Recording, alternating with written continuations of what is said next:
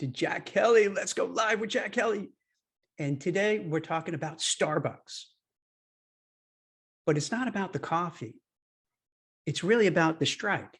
So I don't know if you've been paying attention because I think there's some other things in the news recently. I can't recall exactly what's going on, but there seems to be some geopolitical events that are really taking the front page.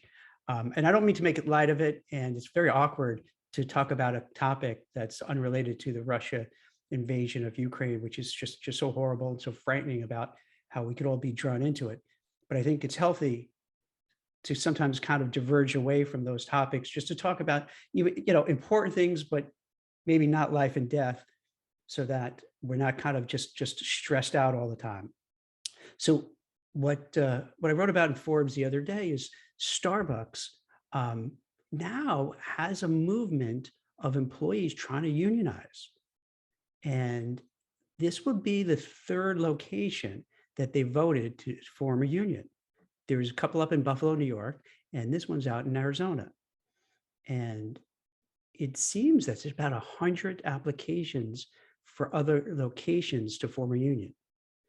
Now, the interesting thing is Starbucks is really well known for taking care of their employees. They have good benefits. They take care of them well. I believe they have options for free college tuition, all sorts of, medical, health, dental, vision. So at first blush, it seems surprising that they may be asking for a union. But in my opinion, what I see now, what I've seen happening over the course of the pandemic is this really interesting dynamic. There's always this kind of class warfare, if you will, but then it turned into wealth inequality, income inequality. And during the pandemic, I think most people felt we come out of it and everyone would pretty much get better, or at least stay the same. It'd be what they call a V-shaped recovery, where if you could picture the letter, it goes, everything went down, and then they figured, okay, eventually things will go back up and we'd be back where we were, maybe a little better. Instead, there's something called a K-shaped recovery, which means the vast majority of people had that lower slope and just went down and never really got back up again.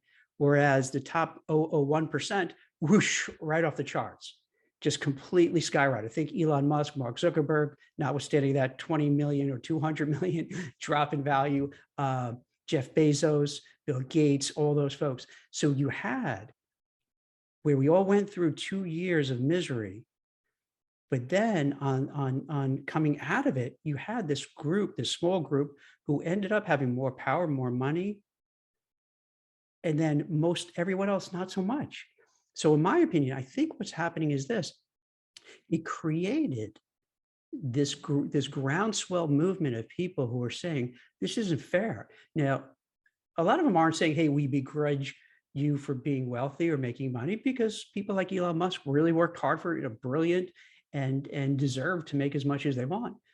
But it does seem kind of unfair where especially frontline workers, whether it's Starbucks or Amazon workers or the local waiter, waitress, bartender, really had a tough go of it, but still just fell far behind, especially now when inflation is going 6-7%, everything is more expensive.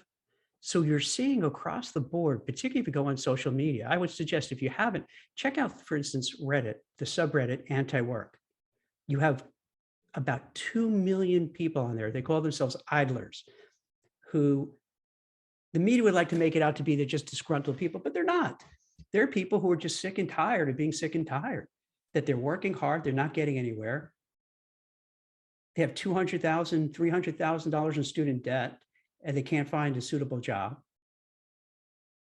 There's a lingering feeling that how am I going to ever get married, have a family, have a house, live the American dream, white picket fence, nice neighborhood? And they start worrying, wait, what just happened here? I was told if I was a good boy or girl, went to school, went to college, got a degree, I'd be able to have a good job. I'd have 2.1 kids, a dog, a cat, a house, a car, and have a reasonable life, maybe even a good life. And I think for a large majority of Americans, it feels as if it was kind of a bait and switch where you say, wait a minute, everything you told me isn't working out. Now, clearly, I'm not talking about everybody, but there's enough people. Picture if you have 2 million people on a site, and then on TikTok, there's this other subgroup where they're anti-capitalist.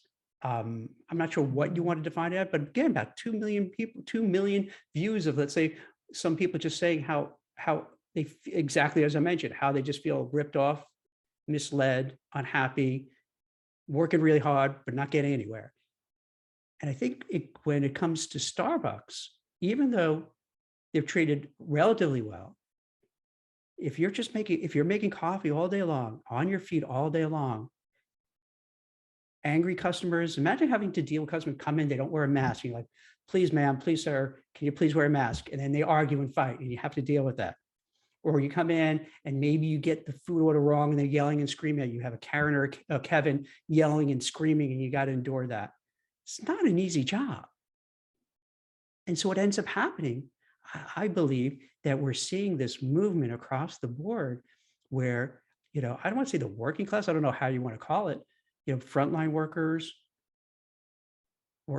in stores, shops, nail salons, across the board are feeling, hey, we were applauded during the pandemic when you needed us. Now that we're coming out of it, we're like, thanks. We don't need you as much anymore. So we don't really care. It went from, they were kind of heroes to, and it feels as if they're trying to assert themselves and say, wait a minute, no, we want to be noticed. We don't want to be left behind. We need to do something. And if it's forming a union to get noticed and get attention paid, and maybe to get some our fair share, that's what may be happening. What do you think, Christine, Mike? I think that the Starbucks workers aren't even asking for a lot. I know it's documented that they're just asking for better working conditions, having things fixed on time, which is crazy because you need working mechanics in order to operate as a Starbucks, more help with staffing, better pay and training. As some people are asking for a pension, I don't think that that's a lot to ask for. And companies act like they don't know why people are leaving. And it's like, no, these people are literally telling you what's wrong. And for Starbucks to say like, oh, we don't need unions. You have 100 locations that are signing up to unionize. Clearly something is wrong. It's so interesting because with the Great Resignation, where you have some months where 4 million people are leaving, quitting, that they're choosing, this is an interesting thing. I don't know how to process it. They're not quitting. They rather stay and try to make it better, which is kind of interesting because it shows like, hey, we don't hate you, Starbucks. We just want you to understand what we're going through and help us do our jobs better and have a better future. Does that make sense? Yeah, I think that is the right take on this and exactly I agree with what Christine said, is that they're not necessarily, looking to leave, but I think in relative to a lot of other frontline jobs, they do seem to have, some good benefits currently. But to your point, they're just looking for, the ability to be noticed, to have that, negotiating power to get a little bit better wages, benefits, and so forth. So, and to your point, Christine, about, 100 of these 8,000 places where, at Starbucks where these people are looking to unionize, there has to be more to it. It's not only Starbucks. It's interesting. There's been attempts at Amazon that really haven't kind of taken off the ground.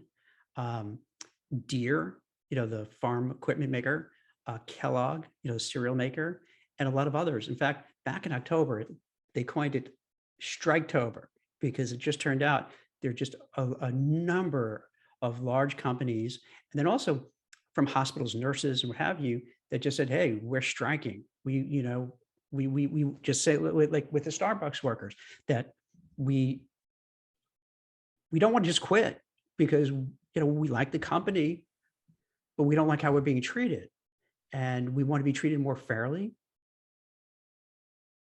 to be taken care of, appreciated, shown gratitude, have a track moving forward. So this seems to be kind of the movement. And I imagine it's going to put the businesses in a tough spot because in a war for talent and Great Resignation, it's really hard to attract, recruit, and retain people. And if you don't give the employees what they want, they're just going to quit and leave. Or what happens if you stay? Sometimes it could be worse because then they're disengaged, they're unhappy, they're miserable. And we've all encountered that, especially it's in somebody who is working in a Starbucks or some customer facing role, and the person is just how can I put it politely, just in a bad mood. And then it just makes it a really uncomfortable relationship when you're trying to buy something. You're like, I'm not going to go back there anymore. I'm going to go somewhere else. So it actually hurts the company by not taking action.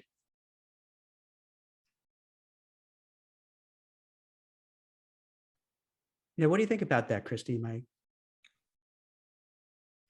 I think that Starbucks hasn't been innocent in all this. I know they offer a lot of great benefits, but they've also been known to union bust. So I think that says more to a company's values than, let's say, like offering free college tuition. Like Starbucks has retaliated by firing workers who were involved with unionizing, but obviously blaming it on other things when, like, I think it was an employee in Memphis who was caught signing his union card with like the store's cameras and stuff. But then they were like, no, we're firing you because of this, when clearly it was because of he was joining a union. So, and it's crazy to me. It's like, pay these people more, because companies, especially these big companies like Amazon and Target, they spend $340 million a year on union busting, which is crazy. And it's like, how about you use that money and pay your employees more? Maybe fix your machines, because, if your oven's not working, you're going to have a disgruntled employee, or if your blenders or just like your coffee machines, like this, that's why I say it's not a lot to like ask that you have like working mechanics at a Starbucks. Like, it's just crazy to me. Why do you think whether Starbucks or these other companies are afraid to let folks start up a union or join a union? I was just going to ask that. What is it that they're afraid of for the unions? And I suppose the short, obvious answer would be they're afraid of not earning as much money and getting that much profit and revenue. But I'm at a loss for that. What do you think they are afraid of?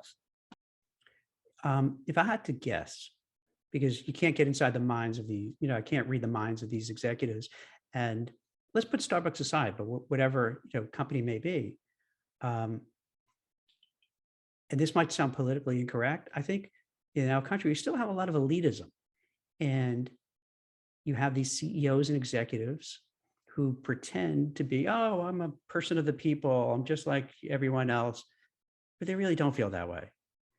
And they feel they're up here. And then, the gig workers or whatever workers are kind of down here, much lower down the food chain, no pun intended. And so when it comes to making decisions or unionize, they can say, wait a minute. So we're going to have these folks sitting at the same table as us, dictating terms to us. And again, I can't get in their minds. I'm not saying that's what they're thinking, because I don't know what they're thinking. I'm just, kind of trying to analyze it as we go along. And I think what happens is that these executives are so used to being where they are, making incredible amounts of money. And then if you have, this other group of people who may not have went to college, maybe barely got through high school, maybe didn't go through high school, and now they're going to sit on the table and tell us what to do. And I think they look at it like, how dare you? This is, if we're going to let the peasants storm the castle, it's all over. And I don't mean to be dramatic when I say that, but I think it's this fear of, wait a minute, we don't want them to come in here and take control, because they don't know what they're doing. But meanwhile, they do, because how do you think if someone from the home office is going to come in and they're going to know how to make a cappuccino? I can't even say that, I get just plain coffee, so I can't even go, but to try to make these coffees and do it quickly and do it one after the other, after the other, after the other, I could bet you they can't do it. I don't even think that you're being dramatic, because the way that a lot of these companies handled like the union campaigns, it is almost like a regime, like a totalitarian regime, the way that they will post like literally propaganda on the walls. They have their propaganda videos playing, like indoctrinating to get the people to go against the vote. I think it was Amazon where they literally had signs like in the bathroom stalls, like advising people not to vote towards like the union. And they even took like their workers' contact information to send out anti-union texts. So I don't think you're being dramatic when you almost talk about it like a dictatorship or a government. It sounds like full out propaganda. I wonder, so if you follow if you follow the natural course of events, let's say, let's pick on Starbucks. Let's just say ABC Coffee Company, right? All of a sudden you're unionized. So now you have the union leaders come to the table and they say, okay, we're looking to see how much money we should pay, a manager of ABC Coffee Company or a new employee there and so forth. But before we do that, let's look at what are your pay packages for the C-suite. Let's open up the books, and not just the salary. Let's look at all the other benefits you get, using the private jet.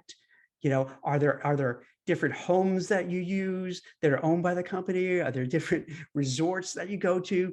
What about when you travel, the hotels, the restaurants? Let's look at what goes on the stock options, the restricted stock. Let's take a look at it. And I think if people would open up the books and really look and see how much they're making, not just what they report in salary, but all the other remuneration, they're going to look and go, oh my goodness. And you're saying you don't have enough money to pay people more or fix these machines or make the lifestyle better. And I think this is probably one of the reasons they have that, why companies might have an aggressive pushback, is they're afraid is that once they open up the kimono and people see what's really going on, they're going to flip out and say, wait a minute, we're really getting ripped off. Yeah, and it's funny because Starbucks will refer to employees, they don't call them employees, they call them partners. And it's like, it doesn't feel like a partnership. It seems like there's a big imbalance there. Like, do I get to use a private jet? So it's just funny, the jargon that they use to show like, no, you're one of us, when it's clearly not the case. Isn't that funny? It's like any company, they always do that. Oh no, you're a partner, you're this, you're that, until you exert yourself and say, oh, I think I should have X. They're like, what? No, but wait, I thought you call us a partner, that we have a voice. No, you don't. We were just saying that for public relations. No, you don't have a voice. Shut up. Shut up and make my coffee. It's just like how they'll say like, well, we care about your mental health, but we're going to implement intimidation and scare tactics to get you to say no. That's why I say, like, I look at how a company participates in union busting versus like their press release saying that they pay for college tuition. And a lot of them, even though like there are laws against like union busting, 41% of them still do it because like it's like minimal fines that they have to pay. So they just union bust. It's interesting because I come from a family that was very pro-union, because pretty much my whole family were teachers and in New York, and they were part of the union, and that union is really strong. I mean, they're well-funded, they're really strong. And just some firsthand anecdotal information. I mean, it's both good and bad. Like my parents, particularly my dad, always felt he was kind of cheated because he was a teacher teaching and, honorable professional, but then thinking everybody in the private sector was doing way better. But then when it came time for retirement, where a lot of people in the private sector, that we all know, you really don't get pensions anymore. Maybe you put away 401k, maybe you didn't. But then he got a pension, which was pretty decent, and benefits. So all of a sudden, it seemed the compensation was backloaded. So maybe during the time he was teaching wasn't as great, but then in retirement, way better than others. So you do get a lot of benefits, but then also dinner table conversation, there was a different mindset. There's almost this, if you asked, they would talk about if like they were asked to do something a little extra, it would almost be, how dare you? I'm not going to do anything extra. That's not part of my union contract. And so you get this also mentality of, I'm not going to go that extra yard. I'm not going to do that extra thing because no, I don't have to.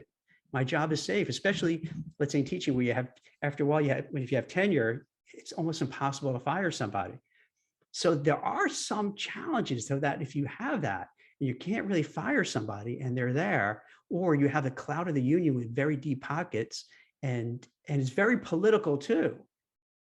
Then you have ingrained these folks that it's hard to deal with because you're fighting this enormous block. Now it's not just a bunch of young people making coffee. It's adults who have, a lot of clout because they're part of, let's say, New York City, hundreds of thousands of people strong and millions of dollars of award chests to fight. That's interesting. That's a very good point. And right, you've got if you're ever getting any kind of like disciplinary trouble or anything, you've always got your union rep. You've got, it's almost like you've got a built-in, safety net there to advocate for your purpose and your being, if you feel like the company's doing you wrong. So it's interesting. I wonder what's led, I'm not sure about these statistics, but, going back to like, I don't know, the 40s and 50s and, big unions into the 60s, there's definitely been a decline, I think, up until around the 2010 or so, where percentage of unions has, decreased in the workforce over time. And now there seems to be this revival kind of burgeoning and rising in favor of unions. I think it's because the cost of, food and gas are up, but wages are stagnant. So the prospect of a union seems very appealing to workers, I think. It feels, I imagine it feels empowering so that you're not alone. You have your whole team behind you. You have lots of other people behind you. And so you don't have to fight that battle by yourself. You have support. So if the boss gives you a hard time for no particular reason or is a big jerk, you don't feel like, oh my gosh, how do I stand up for the person? But if you have maybe the backing of a union and a union delegate and all that, you feel a little bit more like, okay, I'm not a victim. I have ways to kind of fight back. Even I don't have to do it myself because I have others who could advocate for me. So I could see how that could be very alluring. And I think too, as we talked about at the beginning of the conversation, it's in a war for talent, in a great resignation environment. Employees do have the upper hand. So if they're going to act, this is the time for them to act. While it's hot, because if the market cools off, the job market cools off, then they don't have as much leverage and then forget about it. They're gonna say, what? No way. You want to unionize, you're fired. Get out of here. Go away. So I think this is a time where they have to act. Yep. I agree with you. Now's the time to do the collective bargaining, and people are showing what they want by either unionizing or just walking out the door. And like you said earlier, Starbucks should be glad that they're choosing to unionize and not walk out the door. Which is an interesting thing, because so in a way, management there should respect that, to say, wait a minute, they could easily leave and go somewhere else. And they know that because of the job market. They could easily go somewhere else and find another job. But they're not. They're choosing to stay and point out, hey, let's just make it better for us and everybody, which is different than the past. So it's kind of showing, hey, wait, your battle isn't with us. We want to stay here. We want to make your company better. If the company's better, the executive's going to do even more better than before. So it's in everyone's vested interest to make it work. And they're almost at an advantage too, because these people are stating what they want. Whereas other companies, people are leaving and they're like, well, we don't know why they left. But these workers are literally telling you, like, help with staffing, pay us better, offer training. A lot of them were left with having to work extra hours or extra shifts because of the Great Resignation. I think it's up to Starbucks to at least acknowledge that. And I got to tell you, when I go in, whether it's a Dunkin' Donuts or Starbucks, any of these places, especially lately, because of the war for talent, it seems every place is understaffed. And then you go, I imagine everybody who's gone through this in the last year, you go somewhere, let's say to a restaurant, and you're looking, where's my waiter? Where's my waitress? And you start getting a little frustrated, like, what's wrong with that waiter waitress? And then you realize, oh my God, there's like only two in the whole restaurant, and it's a huge restaurant. because they don't have enough people, so that they only have a few who are just running around like chickens without their head to do stuff. So that it's a lot of stress on them. You're on your feet all day long. You're dealing with customers all day long, which is not easy. And then you just don't have any, you don't have the luxury of other people to kind of pick up the slack. So it's a lot of stress. I agree, but I think it's definitely encouraging, and I think it's less than 2% of food service workers are covered by a union. But it's encouraging that I think they're unionizing at Chipotle and McDonald's at an unprecedented pace. So I'm encouraged by that, and we see 4 million people each month leaving their jobs. So people are speaking up and telling workers what they want. I think that's Yeah. great. I think that's true. And you know what? If the end result is less wait time, better service, the employees are happier, us as consumers are happier, then it's a win-win for all. So let's advocate for it.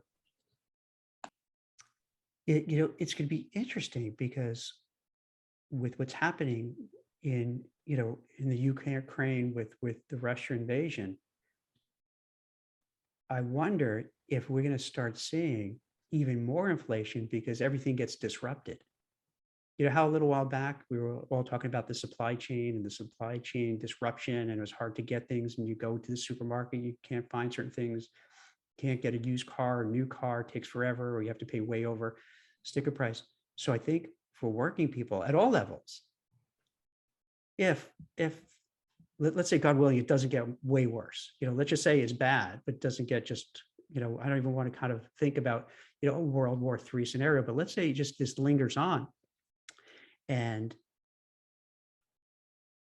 you ace Russia out of the equation. Well, they have a lot of oil, they have a lot of grain and all that other stuff.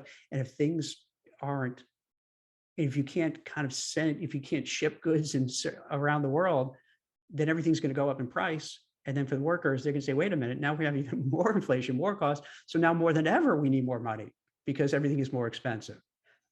So it's one of those things, I think we can't ignore it because this is just the way things are going, particularly if this war gets worse, prices could go way higher. And even as a consumer, like as a consumer of Starbucks, if I'm going to go and pay more, you expect better service as well. But with a decrease in employees, you'll get a downgrade. So then you're like, I'm just going to make my coffee at home. It's not worth it. Well, we've been doing that exactly. Like, we go out to eat as a family and they find out the service is really slow. But again, I'm not blaming it. It's because there's just not enough people working there, not enough cooks in the kitchen, not enough chefs in the kitchen. So then we would find out the prices are up. This goes back, I want to say even before there was, before we talking about supply chain disruptions and inflation, this is like maybe I want to say 9 months ago. I think we were even talking about it in the office where we go out to eat. I'm like, I don't get this. The food prices seem like crazy. Like they're so high. It doesn't make any sense. The service is terrible and the food quality is awful. Mm-hmm. And then after a while, I'm like, it doesn't pay to go out because it's not a pleasant experience.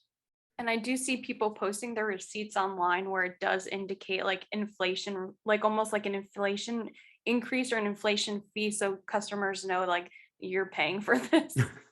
It really is so expensive. I don't know how this could keep going on because then it's going to be more problematic where how can people afford homes, apartments, cars, school? So these are issues, that stem from it that need to be addressed. It's one of these things you can't just sweep it under the rug because they're not going away. Yeah, maybe they should allocate that 340 million and just do better. Yes. And I encourage like prospective employees and even just current employees just to always research like the company that you're going to work for, because yes, they can put forth all these great things. We have these great benefits, but I think again, it speaks to like the values of a company when they're actively engaging and silencing your voice. Now, to be fair, to give another perspective, I seem to remember now my memory may be faulty, but I seem to recall when I was a young boy, and you would have these unions within the auto industry. And I vaguely remember you'd always see on TV where you have the executives and the union representatives all arguing and fighting with each other. And then the unions, and this also was above and beyond the auto industry in other areas too. They would get paid really well. And I remember hearing the adults talk about how much they would make and you had these safe union jobs. But then if you remember, Mike, you would remember this. I'm not saying you remember because you're old, but but, Okay. but do you remember it used to be like cars made in the US were the best, but then all of a sudden with the unions, and I guess because they had the power and the clout,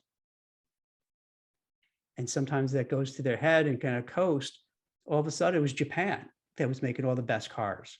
And then think Absolutely. about it. Then you go right now, like if you go outside and you see the cars, how many US made cars do you see compared to foreign cars?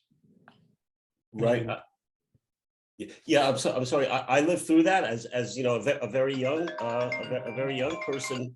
I remember there were some Japanese cars, and you could identify them. They were a lot smaller and maybe a little bit faster.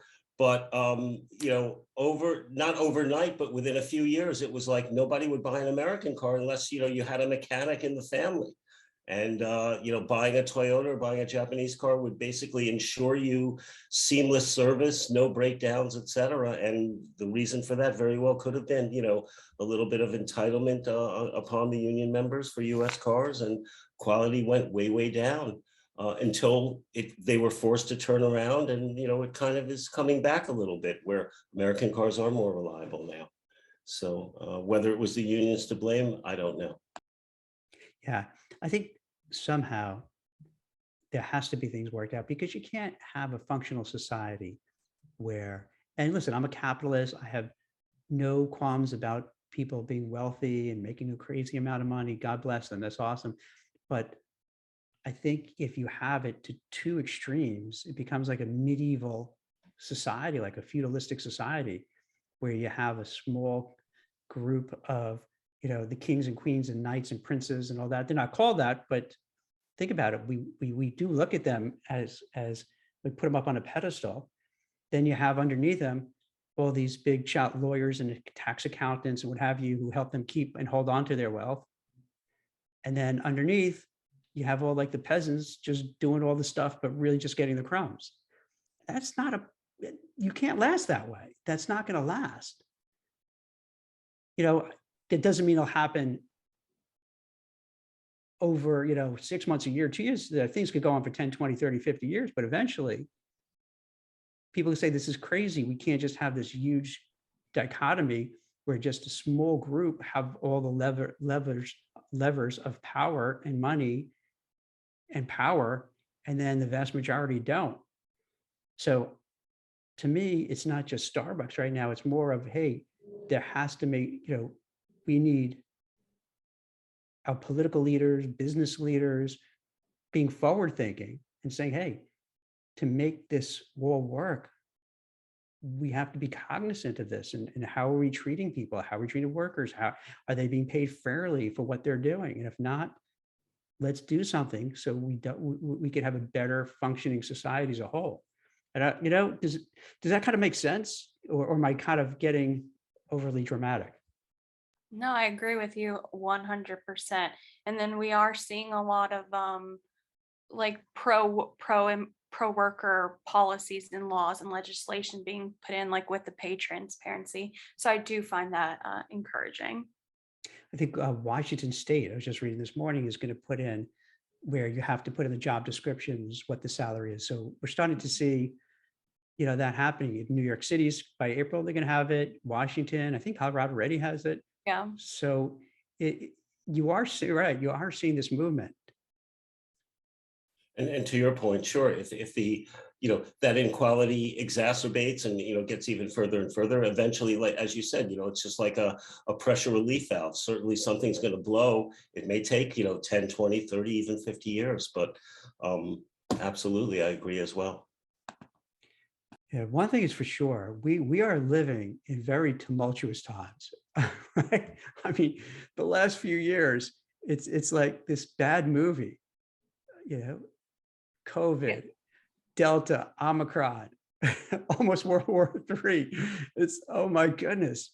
I Yeah, mean, I feel this, like every LinkedIn live we talk about, we're on like the cusp of something, and we always just leave it like, I don't know, should be interesting. We'll see. it's So like, right. Come on, we got to be done now, right?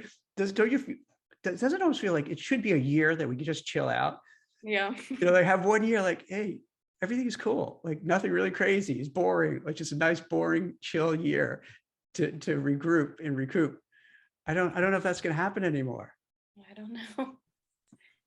Well, so we don't mean to bash on any one company at all. And if somebody from Starbucks who's watching this wants to come on and talk with us, I'd be more than happy to graciously invite you and have you express your point of view and speak about it. Because our goal here is not to point fingers, not to kind of throw bombs, probably poor use of terms given what's happening, but it's really to just bring up these issues because we're talking to, our whole ethos is talking about, work, the future of work, trying to be happy at work, and talking about those themes. And sometimes it doesn't come easy. And there's going to be arguing, fighting, trying to unionize, and it's going to be messy. But I think what we can do, and I love that we're able to do this on this platform, is just to bring up these ideas, these concepts, and talk about what's happening openly and freely. And some people may agree, disagree. They may say, hey, no, unions are terrible. Unions are awful, or their unions are great, but that's okay. I think it's always positive just to have an open conversation without yelling and screaming at each other and listening to other points of view. So if you have a point of view and you want to bring it, bring it to our attention, feel free to post it on our video here, or hit me up. If you want to come on, we could talk about it. And you want to be a guest, and if you feel very passionate and strong about it, I'd love to entertain that as well, because I think by having an open dialogue is better for all of us. So any last words, Christine, Mike, that we should add before we head out? No, I agree. I think discourse is great, and it's only upon discourse that you can make actual change. So glad to be talking about these issues and bringing them to light. Right. And I think, again, we're just open and communicating. And Christine, again, discourse is a good thing. And life is not going to get boring anytime soon. So plenty to talk about, that's for sure. Yes. Thanks for having us. Yes. Well, thanks for watching, everybody. I really appreciate it. And we'll be back tomorrow with a really cool guest and talking all about worker empowerment, empathy in the workplace, and all sorts of great stuff like that. So look forward to seeing you tomorrow. Thank you very much, everyone. Bye.